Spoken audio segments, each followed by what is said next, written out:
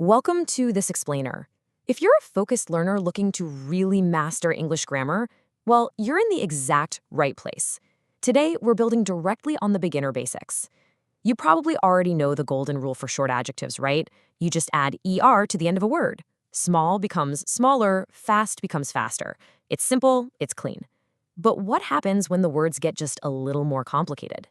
That's exactly what we're unpacking today. I want you to think of your English journey like a massive video game. You've cleared the tutorial and you've got the basic tools in your inventory. But to tackle the next phase of communication, you've got to upgrade your skills. So today, we're framing this explainer as a series of levels to conquer, intermediate grammar challenges. We are going to face some tricky word endings, tackle some heavy-duty vocabulary, and even fight a few rogue rule breakers along the way. Okay, let's dive into this. Here is our roadmap for today. We have 4 concepts to conquer. 1. Dropping the tricky Y. 2. Mastering long adjectives. 3. The irregular rule breakers. And 4. A bonus tier covering equality and inferiority. Let's get started. Level 1. Dropping the tricky Y. So this is our first intermediate challenge, dealing specifically with 2-syllable adjectives that end in the letter Y. What actually happens to these words? Because you can't just slap an onto heavy or busy. The spelling becomes incredibly awkward. The English language actually demands a physical, structural change here. The mechanics here are actually super satisfying. It's a 3-step process. Step 1, identify that pesky Y at the end of the word. Step 2, literally drop it. Just erase it completely from your mind. And step 3, replace it by adding ear. That I acts as the perfect little bridge. Let's see how this works in practice. So, on the left, we've got our base adjective, busy. Following our new rule, we drop the Y and add our bridge, making it busier over on the right. See, it is a seamless transition that immediately elevates your writing and speaking. To ground this rule in reality, let's look at a classic, universally understood complaint. Monday is usually busier than Friday. I mean, we all know this feeling, right? Notice how smoothly busier flows in that sentence. You're comparing 2 days of the week, and by utilizing that IER ending, your listener instantly understands the dynamic between the 2 schedules. Let's reinforce this pattern with another quick comparison to really cement it in your mind. Take the word heavy.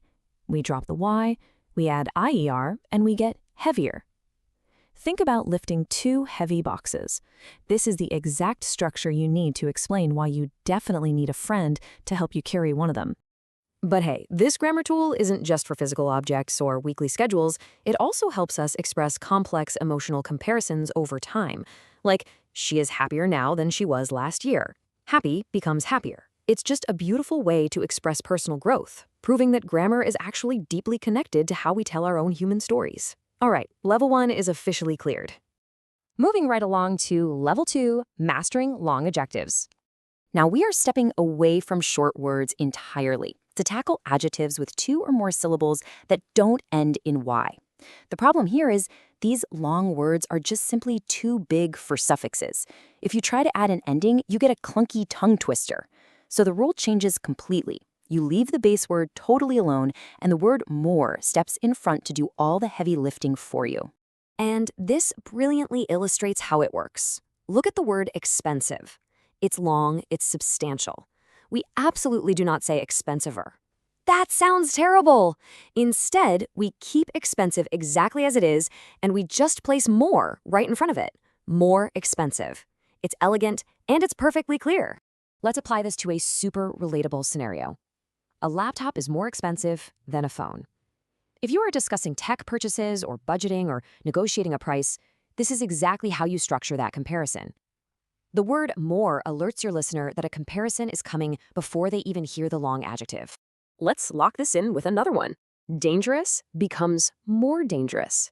If you want to point out that riding a motorcycle carries higher risks than driving a car, well, this is your linguistic tool. The structure is incredibly consistent for these long words, which actually makes it super reliable for you as a learner. Oh, I love this next application. The sunset is more beautiful than the sunrise. This highlights a really poetic reality about language. You see, grammar isn't just a set of strict, robotic rules you have to memorize for some test. It's the very framework we use to beautifully describe the world around us. With more beautiful, you paint a vivid picture of the evening sky outshining the morning.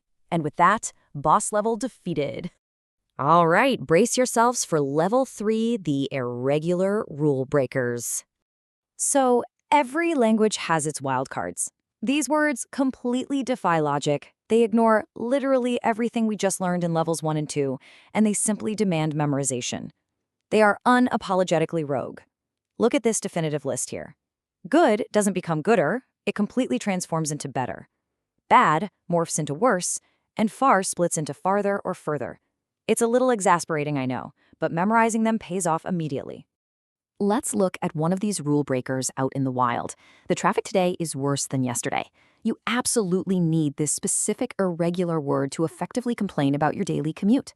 Now, if you say the traffic is badder, people will know what you mean, sure, but they'll also know you haven't quite mastered the irregulars. Mastering worse instantly signals your fluency. And now for the bonus tier, equality and inferiority. Up until now, we've really only discussed one thing dominating another. But true mastery requires a bit more nuance. Think of this as a balancing act between exact equality and inequality. When two things are exactly the same, we use the structure as. When they aren't, we simply drop a not in front of it to create not as. It is a perfectly symmetrical way to describe the world. So, the crucial point is how this works in a sentence. Take a look. My car is as fast as yours. Notice that we don't use faster. We use the base word fast sandwiched right between those two as's. This structure means both things have the exact same speed. It's a tie. Neither car is winning the race here. But what about inferiority? How do we handle situations where something is actually lower in degree? Specifically when we're dealing with those massive long adjectives we mastered back in level 2. Well, instead of using more, we introduce the word less. Less plus a long adjective perfectly communicates that something is lower in amount or degree. Let's see this concept in action to bring it all together. This phone is less expensive than the other one. Now, this is the exact mathematical opposite of saying it's more expensive. By swapping out just one single word, you've completely flipped the meaning of the sentence to indicate that the phone is cheaper. It is an incredibly powerful tool for precise communication. Wow, we have covered a lot of ground today, haven't we? From dropping that tricky why, to managing those bulky adjectives with more and less, and wrangling those stubborn irregulars. You have officially leveled up your intermediate grammar skills. But you know, acquiring the knowledge is really only the first part of the game. The real challenge is in the application. So I'm going to leave you with this final provocative thought. You know the rules now, but can you spot the rule breakers in your next conversation? The next time you're watching a movie or just talking to a friend, listen closely. See if you can catch them using worse or better or more beautiful. The English language is happening all around you. Now go out there and master it.